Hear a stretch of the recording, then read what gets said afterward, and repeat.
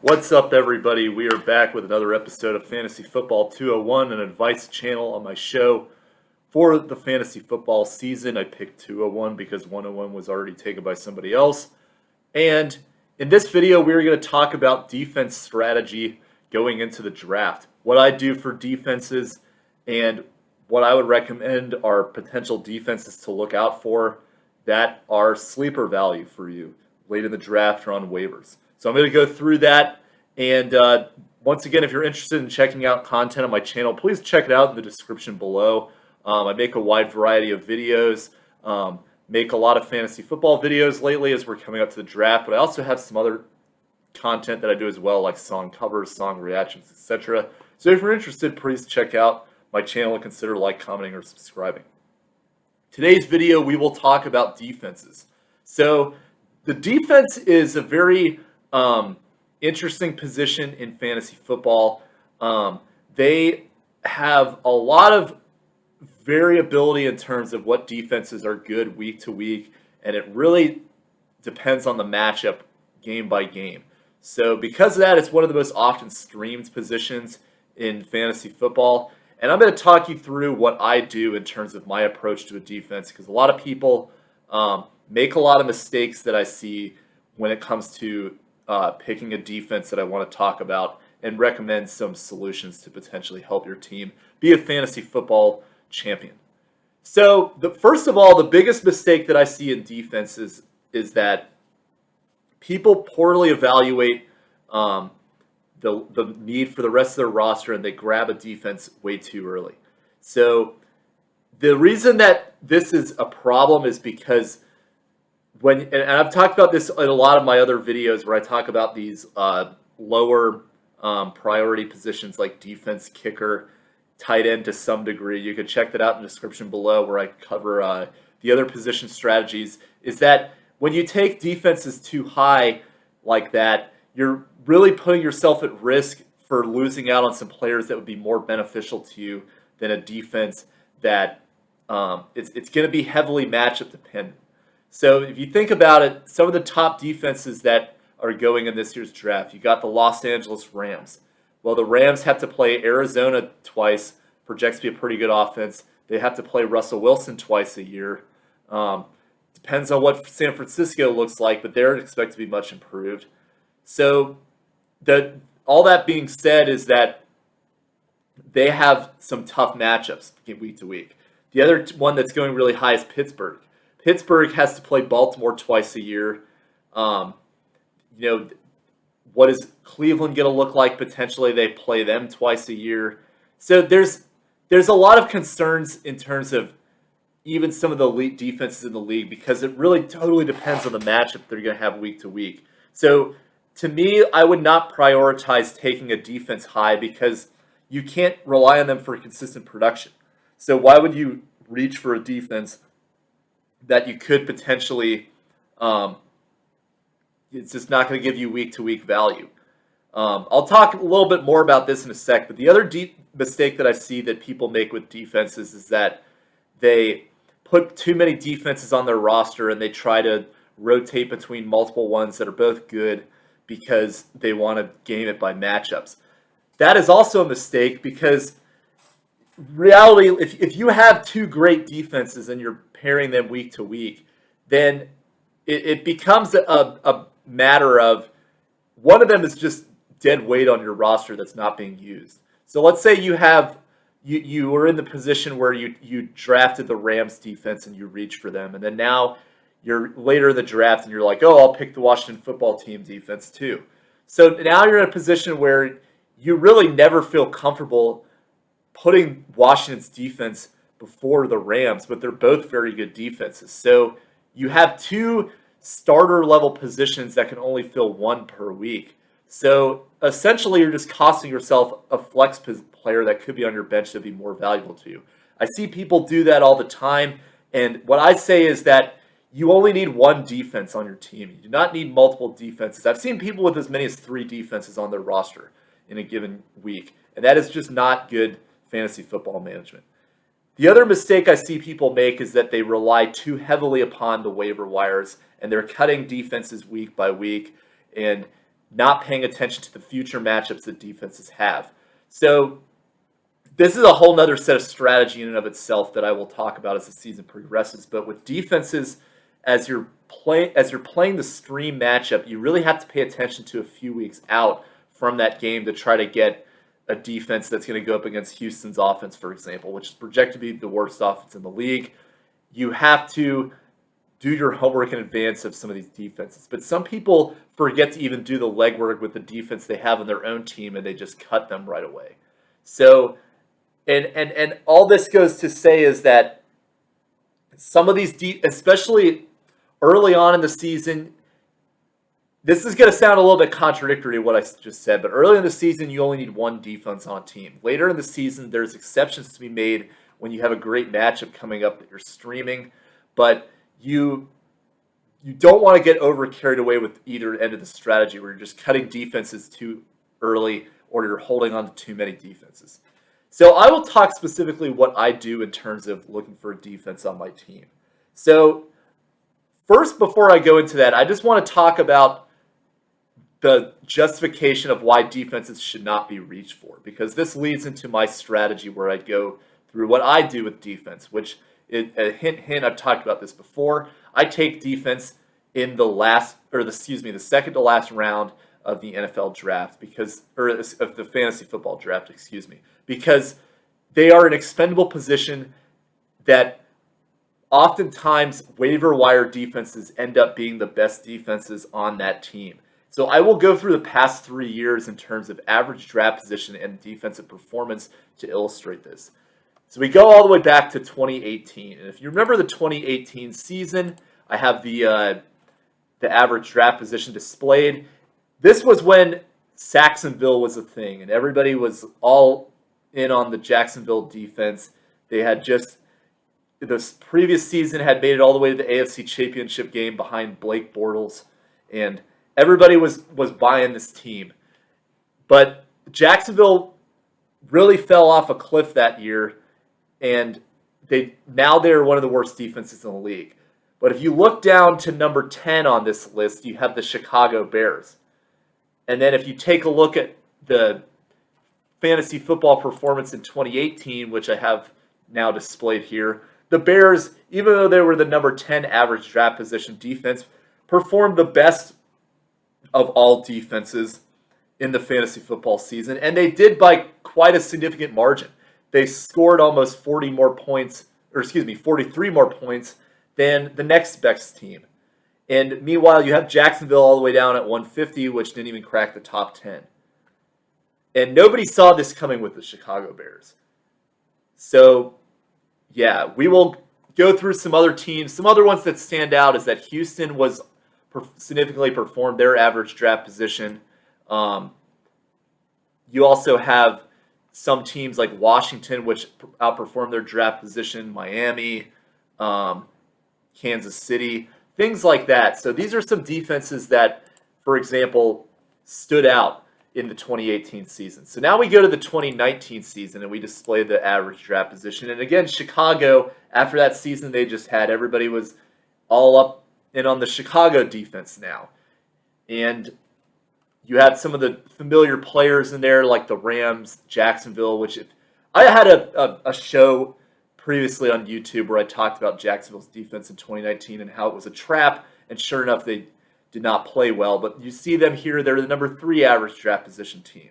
You have Cleveland up in the top 5. That didn't work out. So we take a look at the team that did perform the best, and they're all the way down at number 11, New England. So now we show you New England's performance in the 2019 season. And again, they scored 46 more points than the next best defense. And they had a tear at the beginning of the season where New England looked like they were going to be the greatest fantasy football defense in terms of its performance week by week of all time because they were on that pace. They slowed down as the season went along. A lot of this because the offense was ineffective. But again, another team that snuck in out of nowhere in the on the fringe of the top 10 defenses in terms of average draft position. That was the best defense in fantasy football that season. Now we go to the 2020 defense in terms of average draft position. And that year, people weren't as big on New England. They were more in on San Francisco, the team that had met the Kansas City Chiefs in the postseason for the Super Bowl that previous year. But 2020 didn't work out very well because they had a lot of injuries, including Nick Bosa. Sorry, I'm mixing up a lot of words today. I apologize. But Nick Bosa got injured. The defense struggled significantly. And the defense that ended up performing the best this season is not even on this top 15. And it was the Los Angeles Rams, a familiar team that had been there in the past. But unlike previous seasons, Los Angeles didn't necessarily stand out among some of these other defenses. And then you have some other teams that kind of snuck in, like the Washington football team, the Miami Dolphins, Tampa Bay. Teams like that people weren't really drafting very high, but they ended up being some of the best defenses that season. So the overall point that I'm trying to make with this is that it's very unpredictable to determine what defenses will be good in what season. You do have some defenses that you take in the earlier picks in the fantasy football draft that did meet expectations and play very well, but you also have a lot of fluctuation between teams that you take high and then they don't perform, and teams that come in off of waivers and perform well. So, and you take a look at the past 3 seasons, the number one defense could be had in the second to last round, and that to me says personally that I personally do not want to take a defense other than that second to last round, because I know I can get some excellent value late in the draft that can be an elite defense if you do your homework on the ones that are good. So that is my strategy in a nutshell. Wait until the last round. Do not reach for a defense unless there is one that you really like and you're in a position that you really don't have any options of like flex players that you really want, and then you decide to go defense third to last round. But that is the highest I would consider taking them. You take a look at just some of the average draft position of some of these defenses from years past. You had people taking the Chicago Bears in the 8th round in 2019, and they did not pan out at all. They were decent enough to get by, but in terms of 2019, they were just on the fringe of the top half of defenses. So you would have been massively disappointed. You could have had New England as your 11th average draft picked defense that season. So yeah, so wait for these defenses, because there's always changes in chemistry. There's always changes in how the schemes are run. Scouts in the offseason will figure out things that work. So it's very difficult for defenses to maintain elite level production year after year. So yeah, so all that being said, wait for defenses. And there are some good ones that you can get later on that I'm going to talk about in terms of defenses that I like. But just based on all these stats, it doesn't make any sense to take a defense and reach for them over some skill position players that you could actually use to build your running back depth. So what are some defenses that I do like for this season? So I have the average draft position displayed here for the 2021 season. And you see, going into this season, you have Pittsburgh as the number one defense, which is being taken, interestingly, a whole round before the number 2 defense, Los Angeles. However, Pittsburgh didn't even perform. They had, again, some great stretches where they looked dominant, but they slowed down last season, almost eerily similar to the Patriots. And the Rams were the better performing defense that season. But I do have caution with these two teams because of the teams they play in their division, like I already said. Some other teams down the list. So Tampa Bay, they have some interesting upside because of the way they performed in the playoffs. But again, Tampa Bay they were only 8th last season in terms of total fantasy points. So might be getting a little bit of that hype for their playoff performance. Washington was a very good defense, but I think that 4th round might be a little too high for them, number 4, especially when they're going in the 5th to last round as an average draft position. I personally would not do that. So again, these are some defenses that might get reached for, but they do have some interesting holes in them that kind of make you question. Of those 4 teams, I like Washington the most because I think Washington has the most upside relative to where you could draft them, with some of the young players that they have, like Chase Young, Montez Sweat, etc. But I'm personally not very high on them, and if you got to reach for them. Indianapolis is a defense that I do really like. I think Indianapolis builds a great scheme. They've got some excellent players, and they also have the benefit of playing Jacksonville twice and Houston twice, which are both projected to, by and large, not be very good offenses. Other ones that are that I like, San Francisco, potentially now that they have Nick Bosa back and everybody's getting healthy. Cleveland could be a sleeper. New England as well at number 9 could be a good sleeper too, because New England, remember, a lot of their players opted out last season because of COVID. They're expected to they reinforced some of their positional needs by adding guys like Matthew Judon, for example. So New England, I project, will be a better defense. Probably not going to be as good as they were in 2019, but still could be great value for you if you're getting them here at number 9. Buffalo, there's cases to be made for them. Miami and Chicago, there's the 2 teams there that I like. Denver, I don't personally understand, because Denver was just on the fringe of being a bottom 10 team defensively last season. I know they had Von Miller injured, but in general, Denver's defense has been on the decline since their Super Bowl run. I'm personally not drafting them at all. But some other defenses that you can get later on that I think have some good value for you. New Orleans is not listed in this top 13 for average draft position, but New Orleans, I think, has a sneaky good defense. They've been very solid over the last 3+ years. They've been a top 10 defense.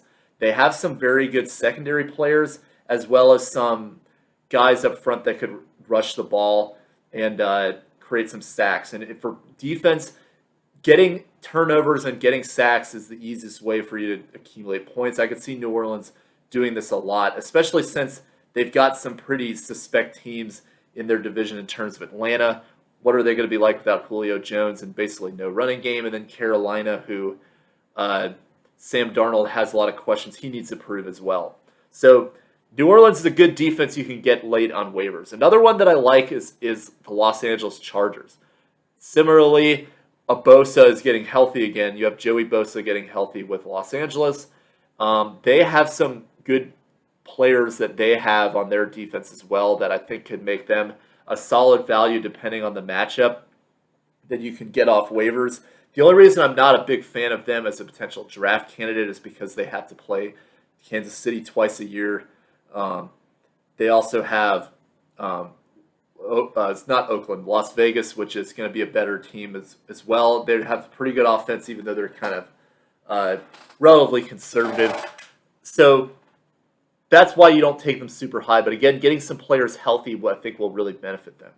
Other sleeper teams that you can look out for as well. So you got Tennessee. Tennessee did not play well last season, but they've reinforced their team with some guys like Bud Dupree, Farley, their rookie cornerback, guys like that.